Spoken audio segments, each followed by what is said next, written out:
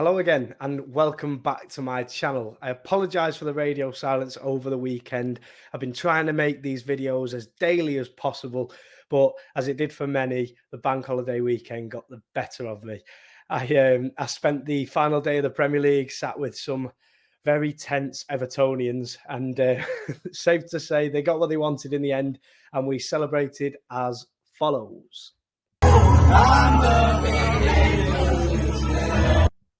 So you can see we had some fun, definitely. What have we missed? We missed quite a bit, actually. And the big news is Mauricio Pochettino has signed for Chelsea. He is Chelsea's new manager for the upcoming season. And that's massive news, really, with Chelsea underperforming so much this season. It's been a nightmare for him, hasn't it? And to get a manager like Poch, I think is a bold move, a brave move.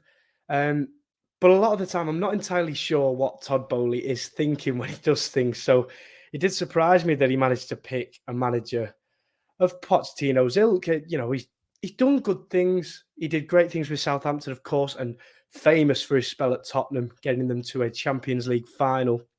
Then moved on to PSG. He's a manager that has that something about him. He's always linked with the top jobs. I think Spurs fans will be really disappointed that he's not in their dugout next season. And so for that, it seems like a healthy appointment, doesn't it? But you look at Pochettino, and one thing besides that win at PSG, which, to be honest, I think me or you could probably go to PSG and win him a league title, let's be fair. Besides that, especially over here, he didn't quite get over the line with Tottenham, did he? And a lot of the time, his failures came a lot more than his successes, obviously. And so for Chelsea, is he really the man to come in and win them the Premier League or win them the Champions League? Going off his past, you've got to say no, haven't you? The one thing that would be in his favour would be he managed to galvanise and create a Spurs team and an environment at Spurs that they hadn't had for years. And he managed to get the fans on board with the players.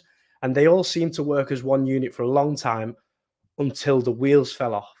That is something that Chelsea and their fans will know has happened to them before. Do they really want that to happen again? I just worry, is Todd Boehly the man to give Pochettino time? Because I think Pochettino, to do what he does best, needs time. And they promised that Graham Potter would get time.